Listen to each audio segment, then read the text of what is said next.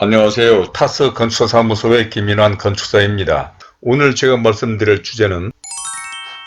임대형 기숙사의 건축 허가와 관련해서 또는 임대형 기숙사 언제 설계를 하고 허가를 받는 것이 좋은가라고 하는 것입니다.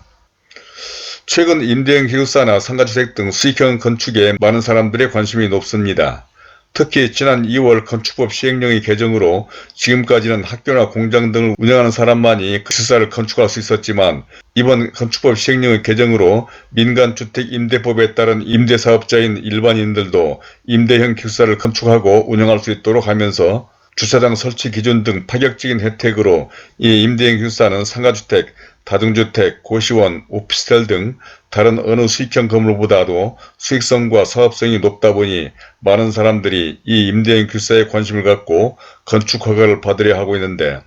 이게 아래서 설명하는 사안들로 문제가 되고 있는 것 같아서 오늘은 이런 문제와 관련해서 다음과 같은 5가지 내용으로 설명을 드리고자 합니다.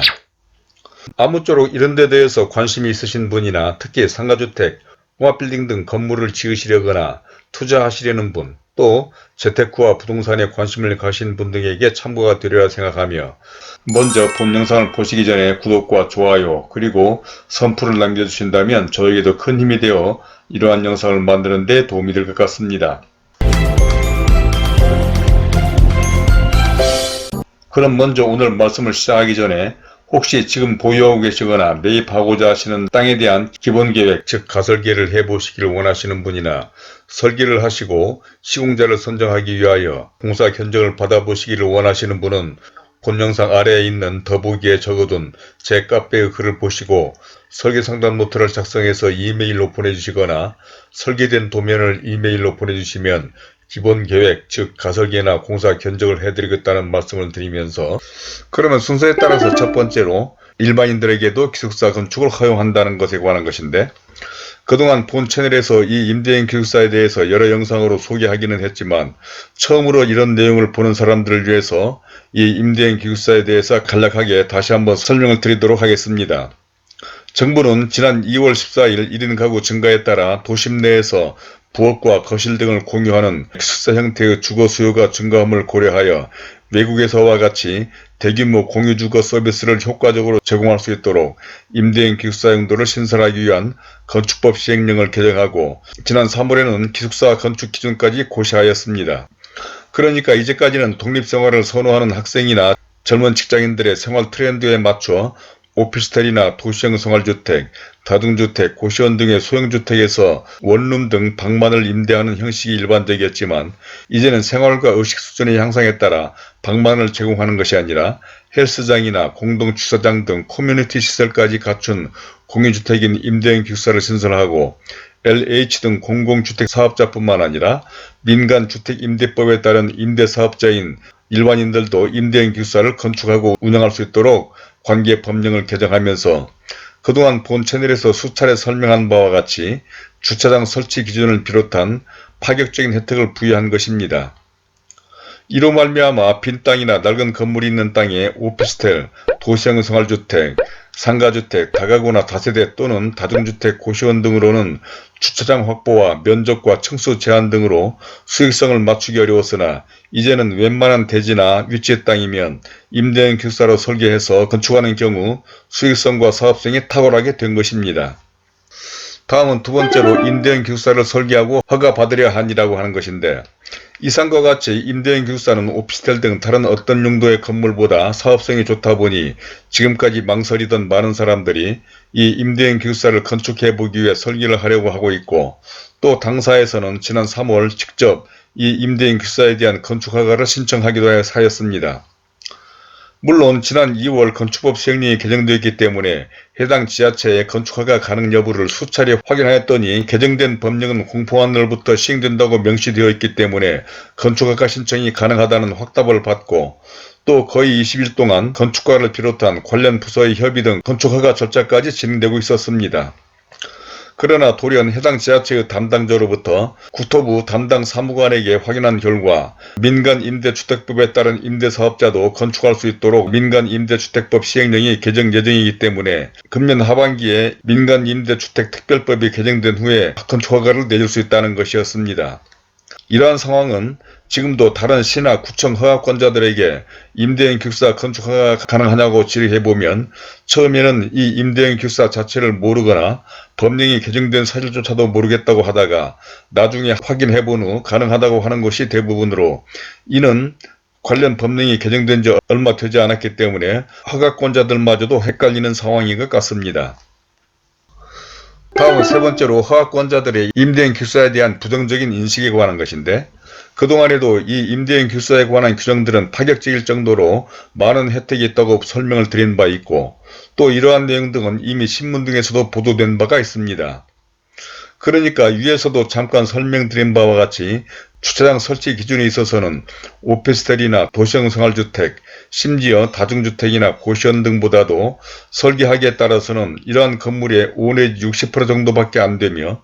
다른 다가구나 다세대주택 등 수익형 건물은 200평 미만이라거나 3개층 이하라는 면적이나 층수 제한이 있지만, 이 임대형 기숙사는 그런 제한도 없고 또 1조 조항이나 대지안의 공제 조항에 있어서도 유리한 데다 발코니 확장도 가능하고 사업승인 대상도 아니라는 점 등 저와 같은 전문가들이 보기에도 그야말로 파격적이라는 말이 나올 정도입니다.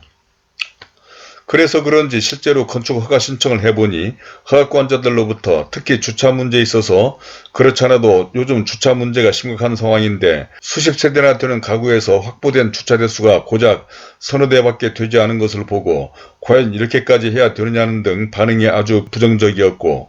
또 이러한 허가권자들의 부정적인 반응과 의견들은 아마도 점차적으로 곧 이 임대형 주택에 대한 규정들이 강화될 것이 분명하다는 의견들이 나올 정도로 이번 발표된 임대형 기숙사에 대한 건축 기준 등은 사실 전문가가 보기에도 이해하기 어려울 정도로 파격적이지 않을 수가 없습니다.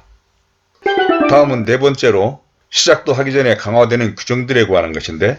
물론 이렇게 임대형 기숙사에 대해서 파격적인 혜택을 부여하는 것은 임대하는 방 외에도 헬스장이나 휴게실, 세탁실, 다목적실, 취미실 등 공유 공간까지 확보해서 기존의 오피스텔 등 방만 임대하기보다는 다양한 생활과 취미생활로 1인 가구 생활자들의 생활 수준을 향상시켜보려는 의도가 아닌가 생각되기도 합니다.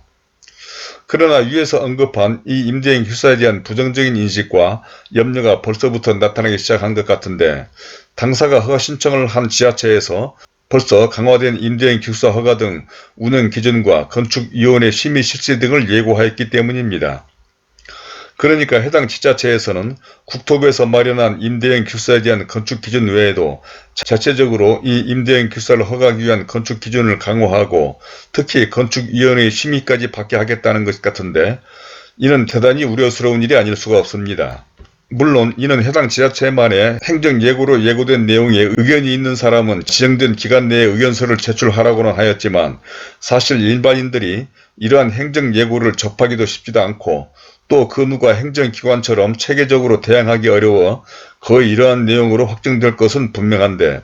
해당 지자체 자체의 건축기준이야 국토부에서 나온 건축기준에 비해서 크게 다르지는 않지만 건축위원회의 심의는 그동안 건축허가를 받으면서 각종 심의를 받아본 경험자로서 간단한 문제가 아닐 수 있다고 생각됩니다.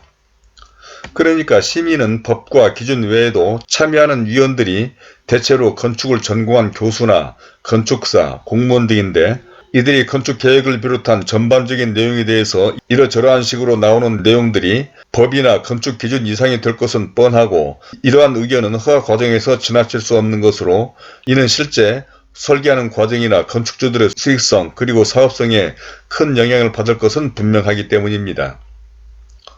또한 강화되기 시작한 또 다른 것은 지난 영상에서도 설명드린 바가 있는데, 어느 지자체에서는 이 임대형 기숙사에 대한 주차 설치 기준이 임대형 기숙사에 대한 법이 나온 지 얼마 되지도 않은 2월 28일 300제곱미터에서 200제곱미터로 강화된 것도 꼭 이 임대형 기숙사만을 염두에 뒀다고 단정 지을 수는 없기는 하겠지만, 위에서 염려한 내용과 같은 중요한 사항이 아닌가라는 생각을 지울 수가 없습니다.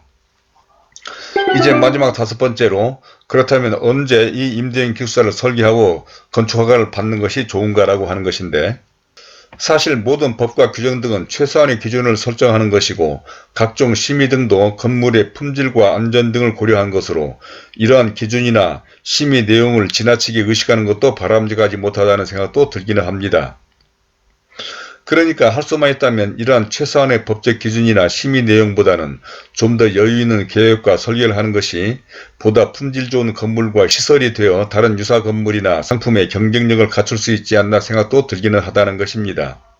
그러나 한편으로 생각해보면 이러한 건물을 짓는 건축주 입장에서는 모든 것이 돈이고 특히 수십억 이상이나 소요되는 이 건축에 있어서 수익성과 사업성은 최우선해야 하는 것이 현실이기는 합니다. 그래서 이 두 요소를 균형을 잘 맞춰 설계하는 것이 중요할 것 같고, 또 자신이 의도하고 구상하는 건물을 지으려면 아무래도 이러한 기준이나 제도가 정비되기 전에 일찍 설계하고 건축하는 것이 좋지 않을까 생각되기도 합니다. 그러니까 위에서도 언급한 바와 같이 정부에서는 1인 가구나 젊은 사람들의 생활 트렌드를 고려해서 외국에서와 같이 공유주택을 허용하려고는 하지만 일선에 있는 허가권자들은 허가하는 입장에서 건축심의 등을 신설하는 등으로 운영을 강화하려는 경향이 나타나고 있고, 주차를 비롯한 거의 모든 법이나 규정 등은 시간이 지나면서 강화되는 것이 일반적이고, 특히 과거 오피스텔이나 도시형 생활주택 등 새로운 건물이 등장할 때마다 시간이 갈수록 상황과 추이에 따라 늘 법은 강화되었기 때문입니다.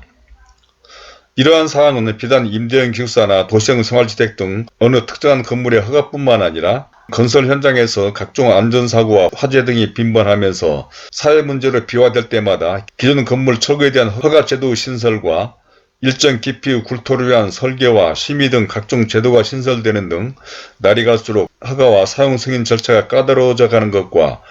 또 매년 물가와 인건비 상승 등으로 공사비가 오르고 있는 상황 등을 고려해 본다면 모든 것은 빠르게 진행하는 것이 어떨까 하는 생각을 들어서 말씀을 드려본 것입니다.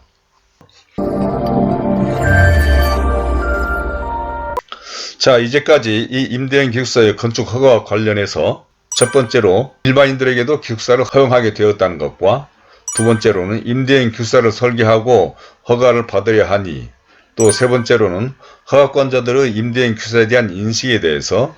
네 번째로는 시작도 하기 전에 강화되기 시작한 규정들에 관한 것, 또 마지막 다섯 번째로는 그렇다면 언제 설계를 하고 건축하는 것이 좋을까에 대해서까지 말씀을 드려봤는데, 혹시 이러한 데 대한 의견이나 이런 건물 또는 다른 건축 등에 대한 궁금한 사항이 있으시면 선플로 남겨주시기 바랍니다. 그리고 이런 문제 등과 기타 다른 건축 등에 관해서도 좀 더 구체적인 상담이 필요하신 분들은 본 영상 아래 더보기에 적어둔 제 이메일과 전화로 연락을 주시기 바랍니다. 그러면 그런 데 대해서 성실하게 답변을 해드리도록 하겠고, 또한 위에서 말씀드린 것처럼 현재 소유하고 계신 필지에 대해서 본 영상 아래 더보기에 연결된 제 카페의 글을 보시고 설계 상담 노트를 작성해 주시거나 설계된 도면을 보내주시는 분들에게는 기본계획 즉 가설계나 공사 견적을 해드리도록 하겠고, 구독과 좋아요를 눌러주신다면 본 채널에 관련된 다른 많은 참고 영상들을 보실 수도 있으며 화면 왼쪽에 제가 추천하는 이 영상들도 꼭 참고해 보시길 바라면서 오늘은 이것으로 줄이도록 하겠습니다. 감사합니다.